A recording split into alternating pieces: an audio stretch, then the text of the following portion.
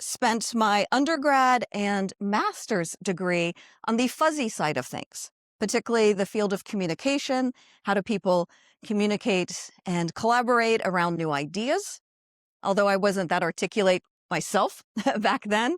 And then I found a way to get into engineering, but much more around how you understand what organizations do. So I could straddle the tech and non-tech worlds, and I find that's a lot of what I do in different roles that I've picked up. Let's see. As Carl mentioned, I have a mixed background, which is a blessing and a curse. So I'm not a proper professor, but I do have or hold a UNESCO chair with a top university in Mexico. It's considered the MIT of Latin America. And no, I don't speak Spanish yet. But on Taco Fridays, when I'm there, I have a damn genuine good taco. And that chair is in anticipatory leadership, which means just how do you think about the future? And then I also have a distinguished global professorship with the same university that allows me to work on special projects. And that includes now, with the help of some graduate students, creating a database that's open to the public around moonshots and big visions. But I've also spent the last 5 years here in Sweden, and that includes part-time role in the Department of Mechanical Engineering at BTH, or BTH, right? And as part of that work, I've been involved with the region. How do you develop a ecosystem of different groups? How do they think about innovation? What are best practices or smart ways of working that you can learn from other similar, small, peppy regions?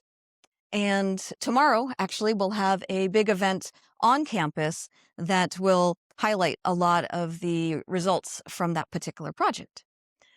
That one doesn't have as much of the moonshot flavor, although I do bring in a bit of the bold thinking.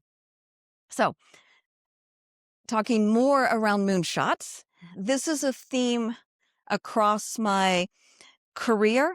So if I go back to Stanford, my doctoral work was looking at DARPA. How many of you have heard of DARPA before? Ooh, I'm impressed. So DARPA is a US government agency. They were established back in 1958 in response to Sputnik.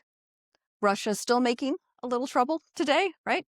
And the agency has had a focus on high risk, high reward efforts. What that means is they find and fund these big ideas. In fact, they are responsible for funding what we use today as the internet, GPS, Apple Siri, good or bad, right? And a number of other interesting technical advancements. And so my doctoral work looked at how did the agency do what it did? And what were some enduring practices that others can learn from, particularly in the R&D space? DARPA is held up as a role model. And now, in the last 2 years, you can see a lot or a growing number of references to DARPA and ARPA-like spirit. And particularly if you follow the government space. Mario Draghi has argued that you need an ARPA entity for the EU. Denmark is now trying to hustle funds for its own ARPA agency. There's been talk in Sweden of modeling this after the German DARPA entity called Sprint. You can get my opinion on that later.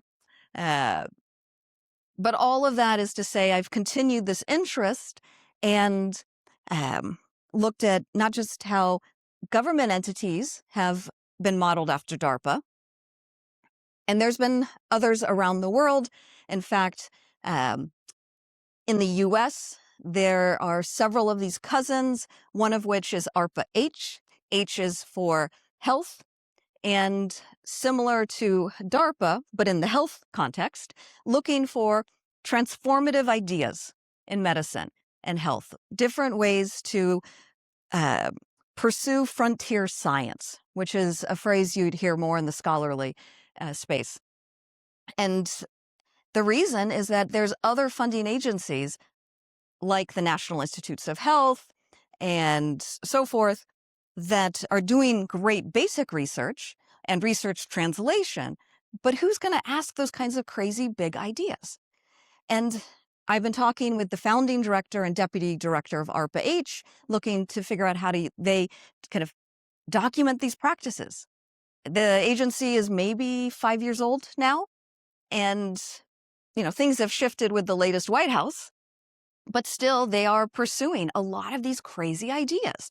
So what did they do? How did they think about it? Because DARPA is in a military and defense context, but ARPA-H has had to work with a very different set of ethics, particularly in the medical world. And what does it mean to ask these kinds of crazy questions? I also pursue Moonshots in the corporate space. And this is very much, big ideas that have potential big impact, preferably commercial impact, right? What's going to be not just the next product category, but often what's the next business model or 100 years that will change our entity. And in fact, even leaders that you think would be pioneers in their space also need to think about moonshots. So last summer, I had a day of moonshots at Google Zurich, and it was an internal staff event. It was their consumer summit in the retail space, which is just their way of talking about Google advertising and search and how to keep you addicted, now with the help of AI. And they wanted to think about how they can push these boundaries more and get out of the box, because they've become very good at executing and, product roadmaps. But what does it mean to really think big? And this is interesting because Google has its own moonshot factory called X that is based in Silicon Valley. They've been around for a decade. In fact, the head of the organization calls himself the captain of moonshots. His name is Astro Teller, and he was very generous to give us a testimonial for our book cover, but also helped host us during the book tour for building Moonshots. And they've been trying to figure out, what does this mean and how do you do it? And they've been sharing a lot of their ways of working. In fact, this past year, they have teamed up with, what's the online fancy talks? Not TEDx, Masterclass. There's a Masterclass co-branded unit with Google X, which is interesting because that shows that there's more demand for people who want to learn. How do you do this and what does it mean? Let's see. Let me pause there. Questions or comments from folks? Because I can just keep rambling. Yes, you in the front. Thank you so much. When you were talking as an example, Google. So if they think about, how can we use AI to drive people through or with our website, how do they think about the potential consequence that through using the AI element that, summarizes the interesting things that people need to understand about what it is they searched through, that will then, what do you call it, hinder traction to the people that are actually generating the original content that AI summary is built on. At some point, there becomes a diminishing return where if they're not pushing traffic through to those places that are providing the basic content for that, then those elements of the large spiderweb could start to die. How do they think about the, that sort of diminishing returns concept? I'll start with the easy stuff. Teasing. Sorry. No. So I'm not going to put words in the mouth for how Google and Alphabet more generally think about this. But I would say from the conversations that I've had with a number of them and those in the tech world, there's an ongoing creative tension between explore and exploit. And particularly when you start to do radical innovation and moonshots, a strong belief to constantly prototype. And this is very much embedded in their culture with Google X. It's a huge belief. And it gets back to not just fail early, fail often, but figuring out some of these tough questions and going to different groups to say, okay, is there a comfort zone? What are we not considering in AI? There's certain assumptions from management and, consumer data transparency and regulations. But at the same time, if you're trying something new, there might not be a perfect precedent or an example from before, right?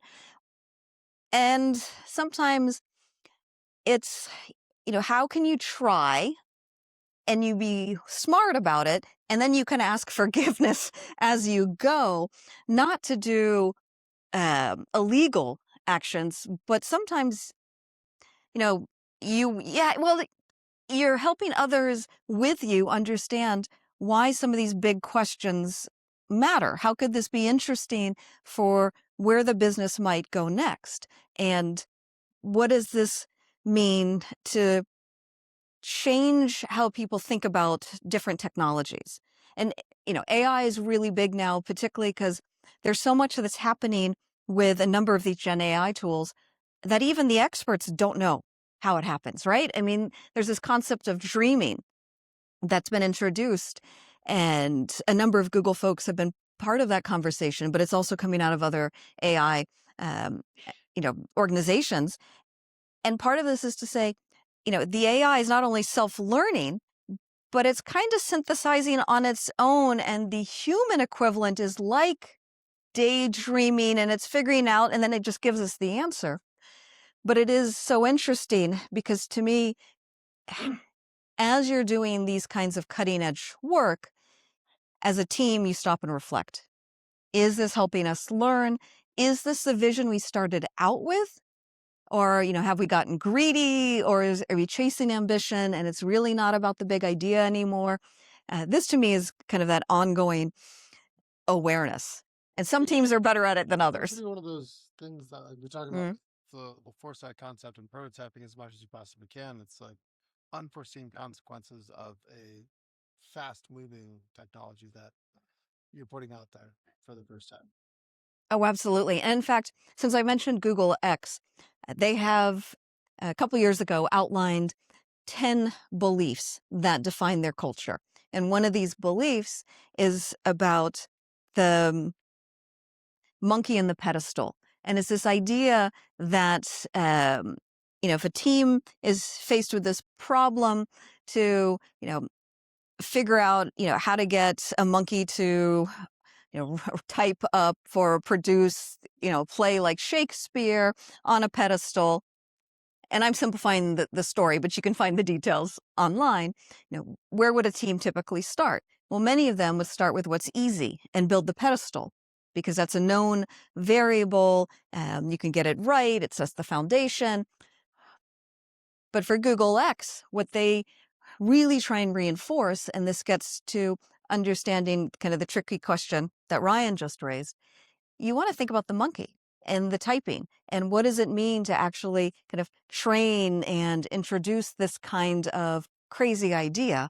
And it's really about just shifting perspective onto what's hard and do that first. There's a similar concept in the entrepreneurship space around eat that frog. And for a while, it was quite popular in Silicon Valley among startups. And it's this idea, which goes back to a quote I want to say from Mark Twain, American writer. And the idea is kind of tongue in cheek, but basically, the hard thing to do is to, eat the frog. But if you can do that, then everything else is very easy. And it's more symbolic than literal. But the joke I've always had related to Moonshots, it's eat the bullfrog, which is the largest frog. Because in many cases, you need to start and ask yourself as a team, where are we getting stuck? Or what could we figure out that's super hard? And if we can get more understanding there, not solve it overnight, but start to raise the smarter questions and start to shape the edges, then suddenly everything else becomes easier.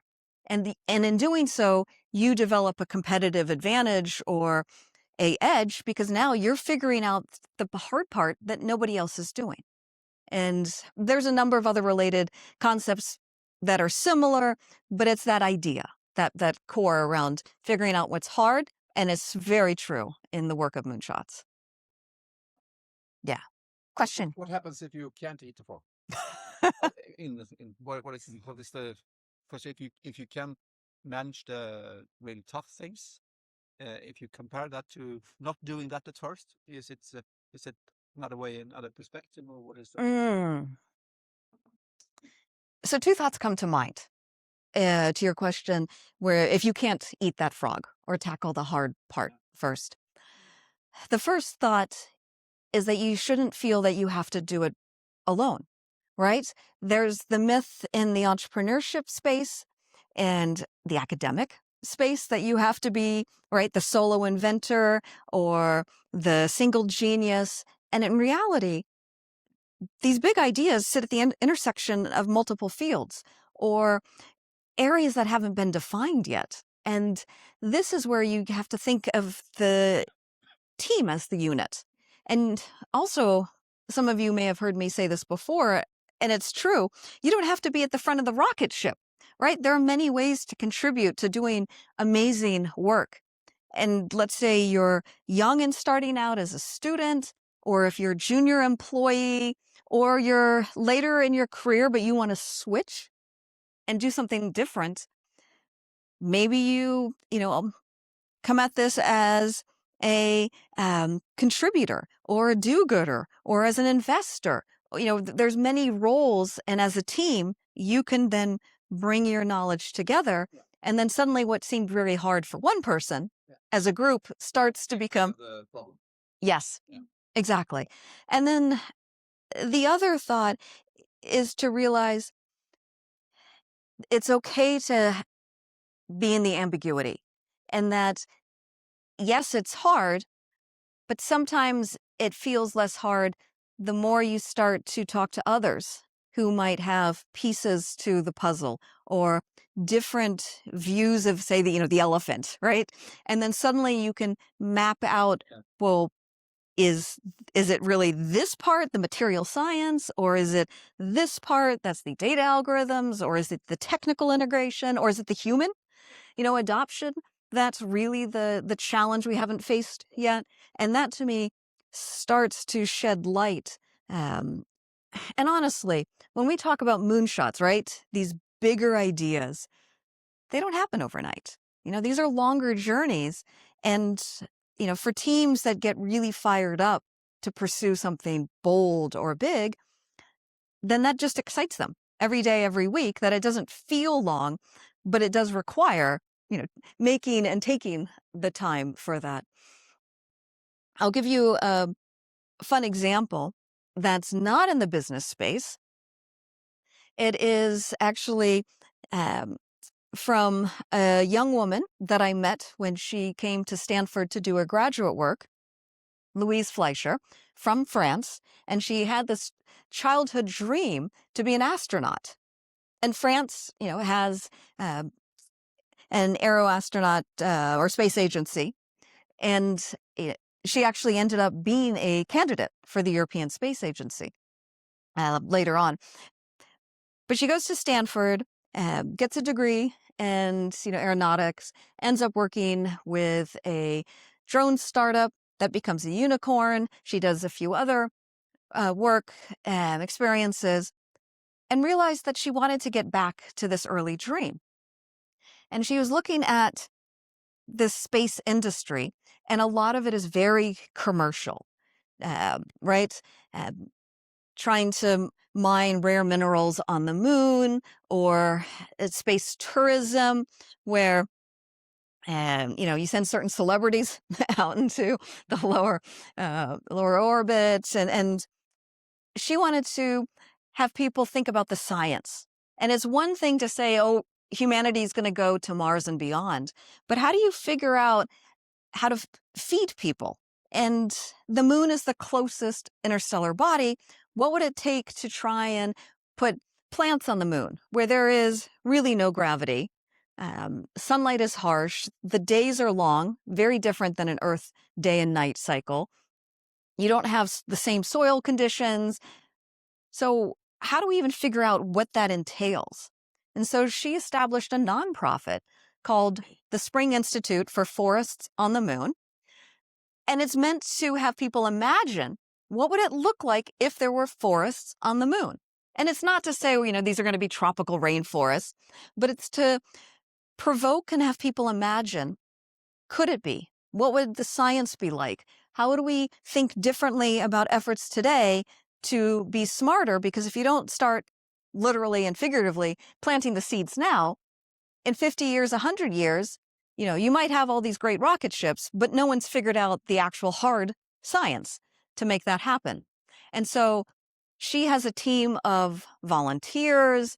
She's been doing real prototypes with the International Space Station and the European Space Agency, building prototypes with MIT. And these are small steps, but they stack up. And another big realization is not just the technical or science part, but it's also the education part. Because if you count the number of countries that have gone to the moon today, you're going to fill up two hands, right? It's not that many. One country even landed their space vehicle upside down, right? And so how do you encourage not just more countries to have this ability, but also build the talent pipeline so that you can have the young people think about it now, and then as they start to mature, then they try and figure out, could that be a career? What are the skills I need to learn? Maybe AI can help me or advance and expose me to different ways of thinking.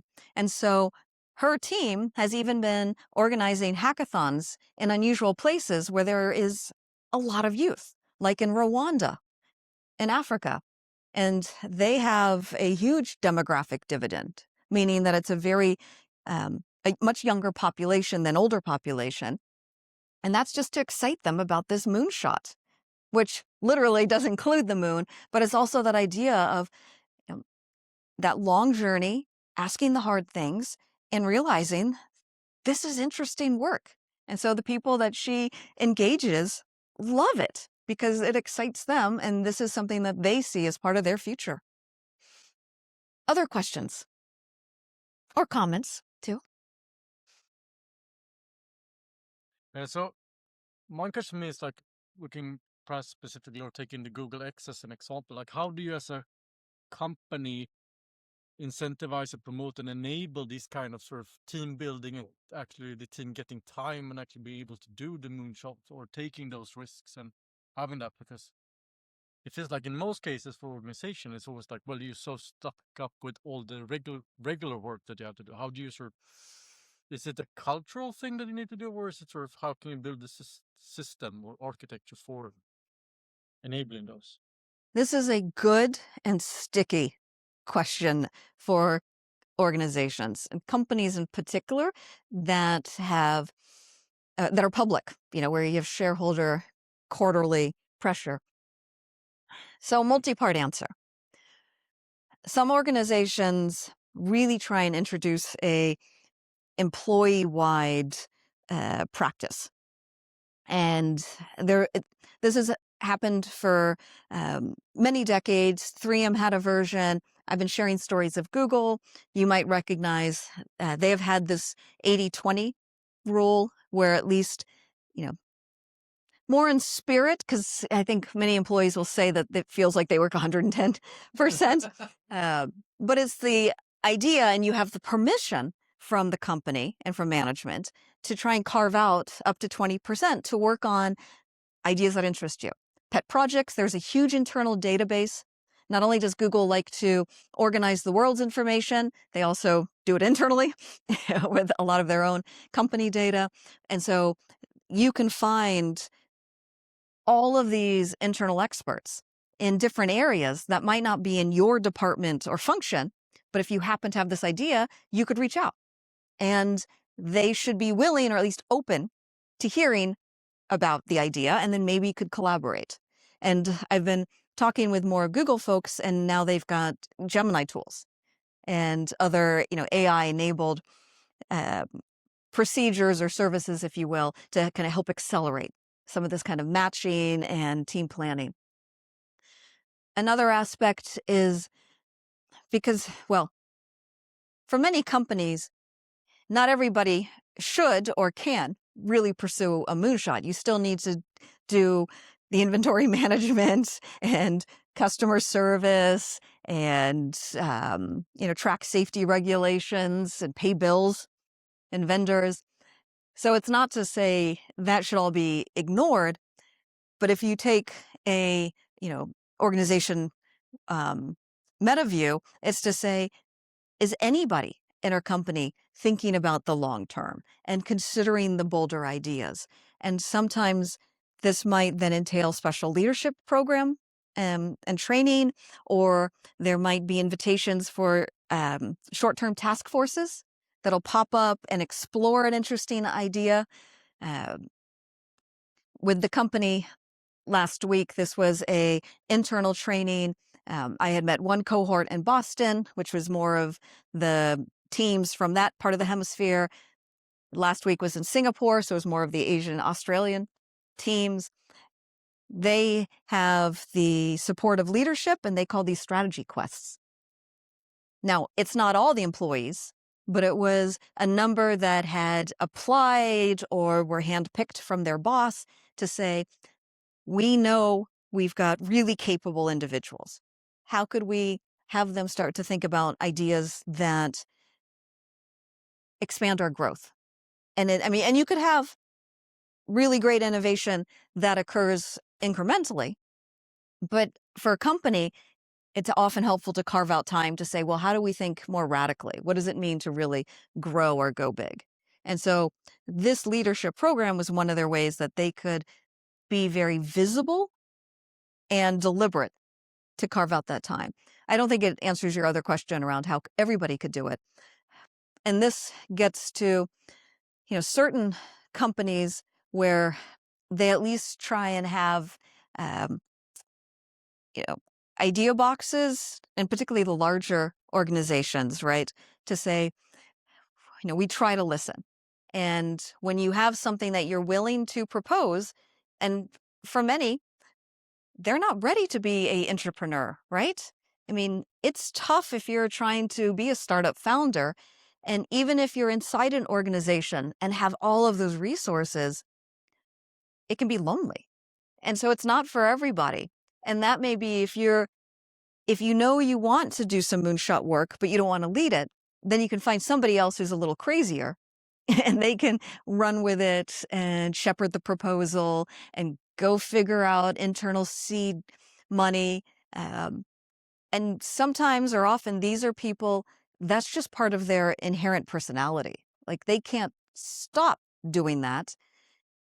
And they can help show others that this is needed or that they can build the next generation behind them too. And I'm seeing more companies taking this seriously too. But it's tough. The part that reassures me is I'm hearing every week from more companies that want to do this. And when we had our Moonshots book come out, which I thought was a very specialized topic. I mean, it was written for a business readership, but I wasn't sure exactly who would, buy this. We got the attention of the Financial Times. And that was very exciting. Thankfully, they said good things. But to me, it also flagged, here is a international newspaper that covers financial and business news that felt that this was a book they wanted to share with their readership. So to me, that helps shows they think Moonshots is a hot topic and something that should have more attention. Okay. Perhaps a follow-on question from that. Speaking with the Swedish defense sector in mind, broadly defined, some may be present, more are listening. That is a type of institution that has not had to innovate for a long time, that now desperately needs to. So there's a cultural issue, very much relating to the former question. What would be your advice in how to not just incrementally improve things, but how to build moonshots that are desperately needed? What does your research say? I'm not sure that a number of these defense leaders would be happy to hear my answer. That said, with that said, I think many of them do recognize there's an urgent need for change.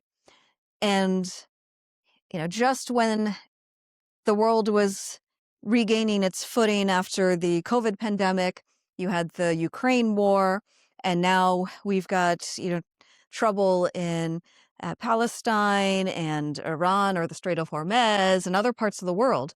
So to me, this is raising these defense questions and security and resilience even more top of mind across different societies. It's not just one country, but now in many ways a worldwide concern. And most of these defense forces aren't that prepared.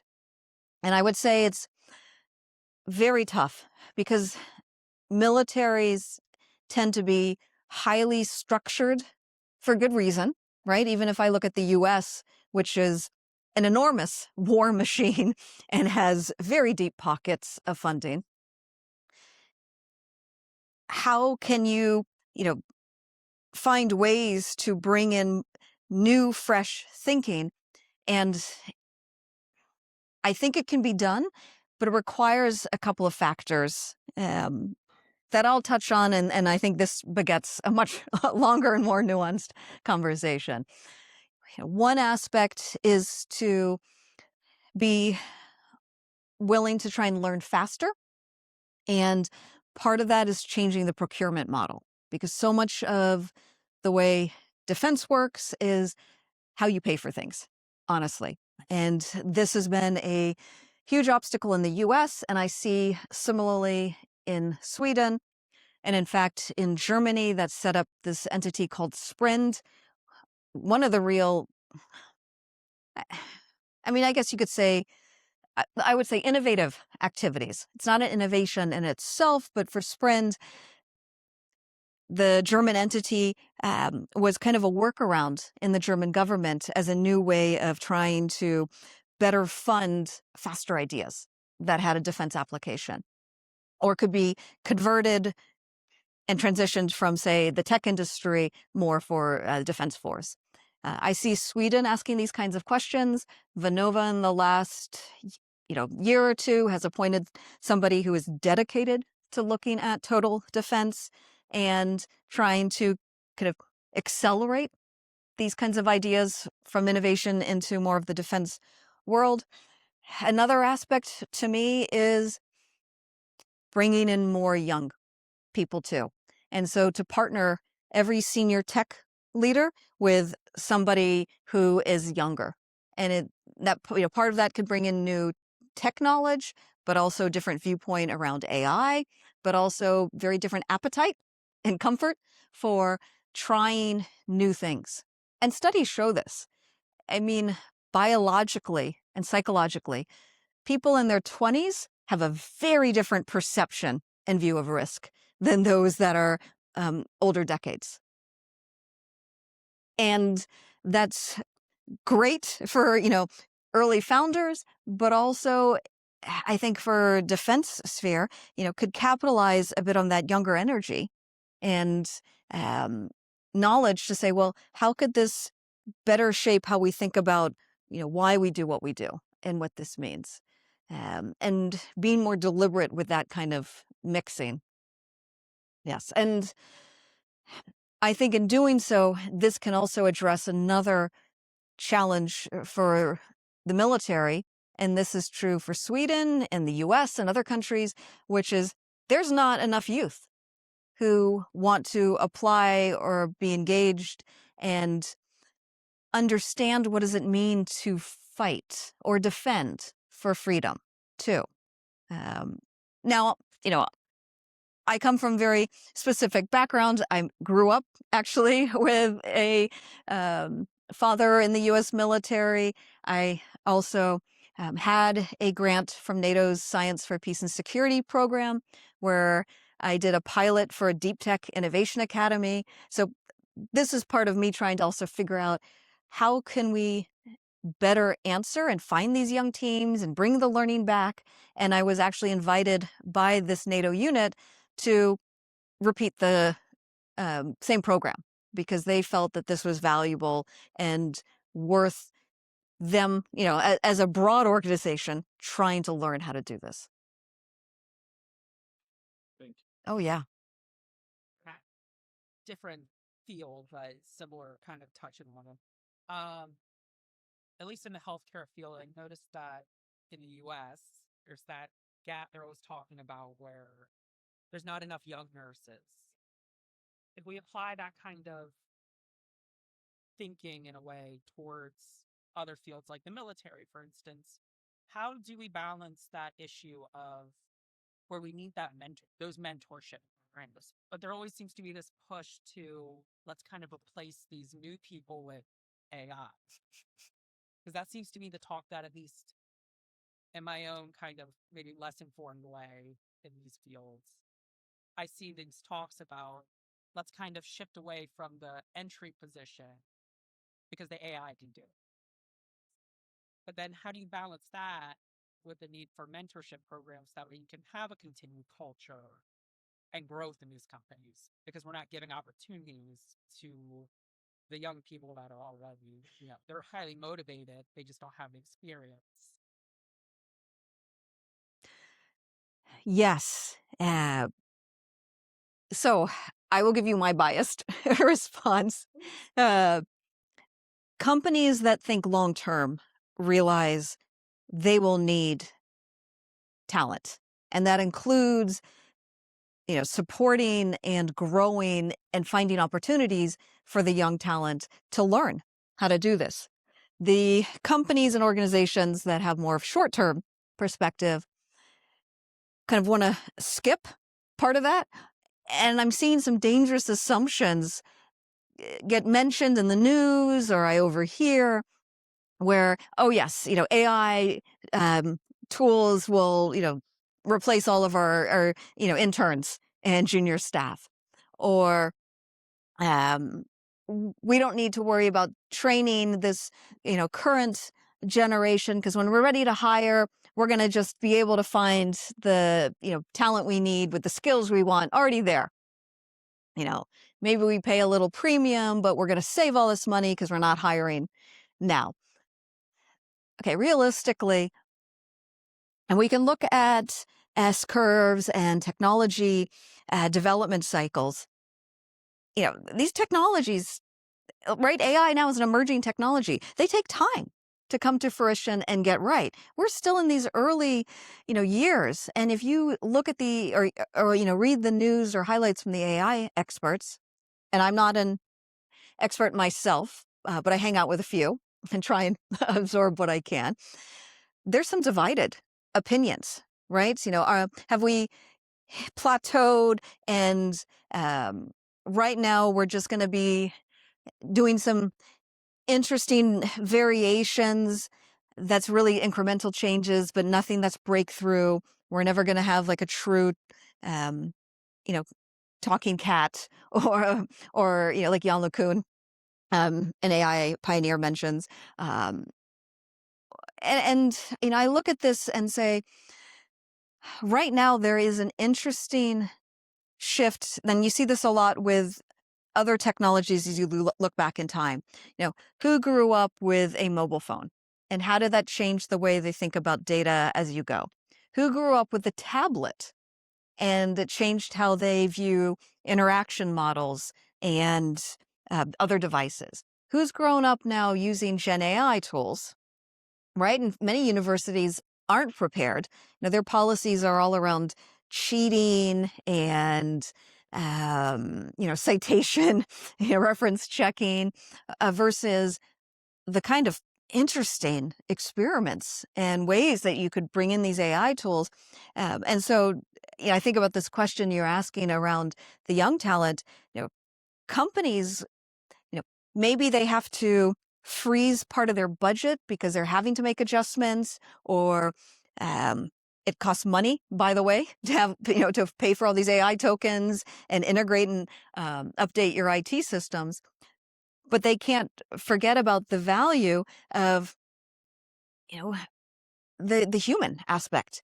And right now, or at least in the foreseeable future, AI tools are not good at novelty, are not really good at deep analysis. Synthesis, yes, but it's all based on existing large data sets. So if your information or perspectives are not in those data sets, you're not going to see that reflected. So if you're going to try to find a new idea or an innovation or a moonshot, it most likely, right, the statistical likelihood is very low that AI is going to come back with that response versus telling you, great idea. Yeah, French fries on a pizza. Would you like me to have a name for you or find the recipe?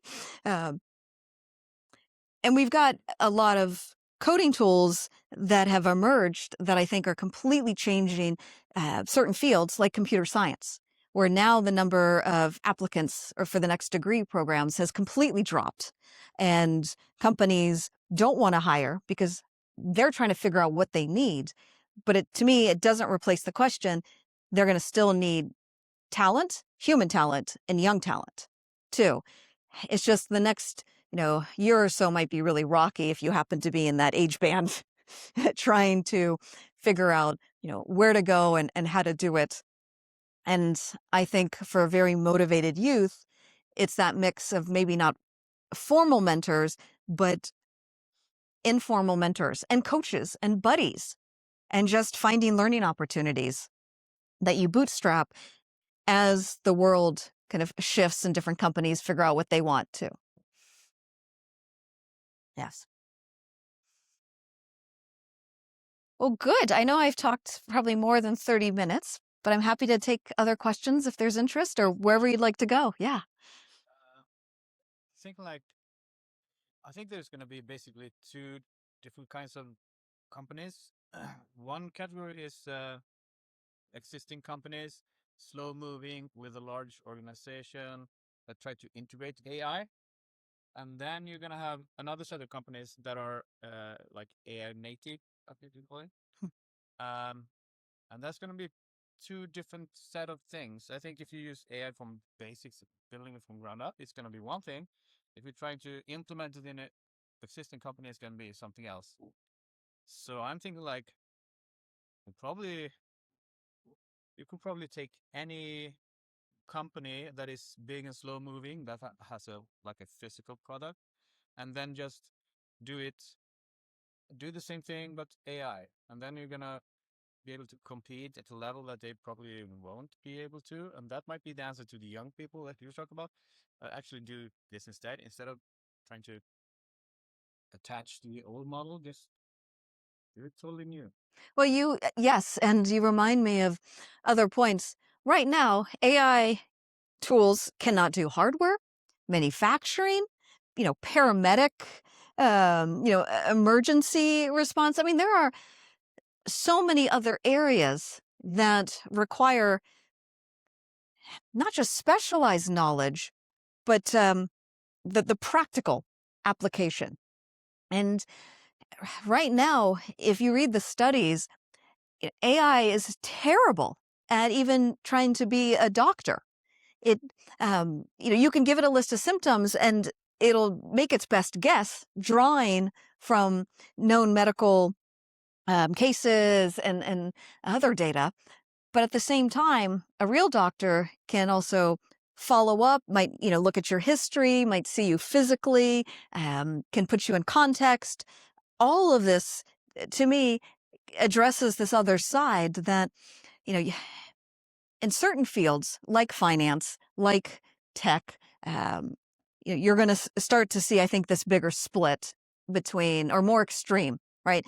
AI native and I don't know what the, the counter is, low tech or grumpy laggards. But then, other areas, to me, this is where I think a number of countries are going to realize they have to figure out, because AI won't bridge yet, and we don't have developed ways to do this, right? I look at an example of, a serial moonshot thinker / doer, right? So Elon Musk gets a lot of attention. He is a fantastic showman, and that includes a fair amount of bullshit. He has also delivered on these big ideas, right? So he made his initial, so he's from South Africa and then came to the US by way of Canada. And he made his initial wealth with PayPal. He then became very interested with electric vehicles. He acquired the technology. It was a small Silicon Valley startup, and he made himself CEO, which is good because he was able to take the technical expertise of the original co-founders and say, how could we make this bigger? And so he really introduced this broad idea. I mean, talk about a moonshot of, this EV is going to be the key to a carbon-free future. I mean, this is in some ways not new. EVs had been introduced before and weren't that profitable. And what Elon Musk did is not only introduce the vision, he brought the confidence and his own money. He actually made a big bet and gambled to say, I think this is something that'll succeed.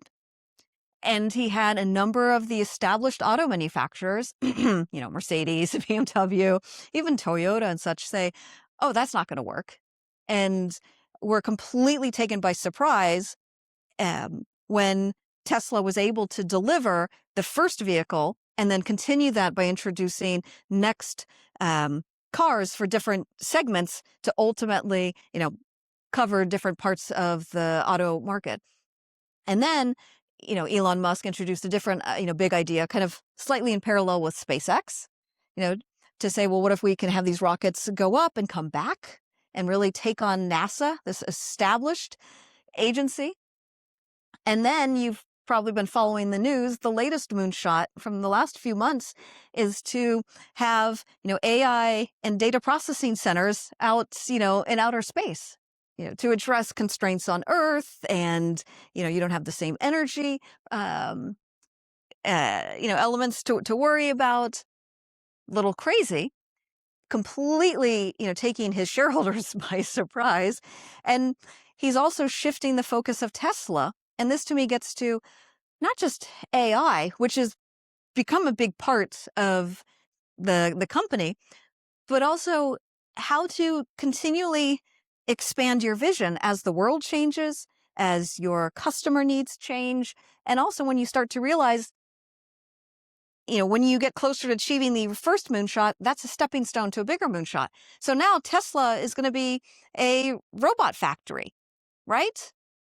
And Toyota had gotten involved, probably decade or so ago as a major partner and investor. So the Numi factory had been part of Toyota, and then Tesla took over, which is where they manufactured the Tesla cars. And now you've got Tesla doing robots, right? If you've been following Optimus Prime, and this is part of the big push. So to me, it's an interesting story where you can start to see these technologies change, but also an example of moonshots leading to other moonshots too. Thank you so much, Tamara.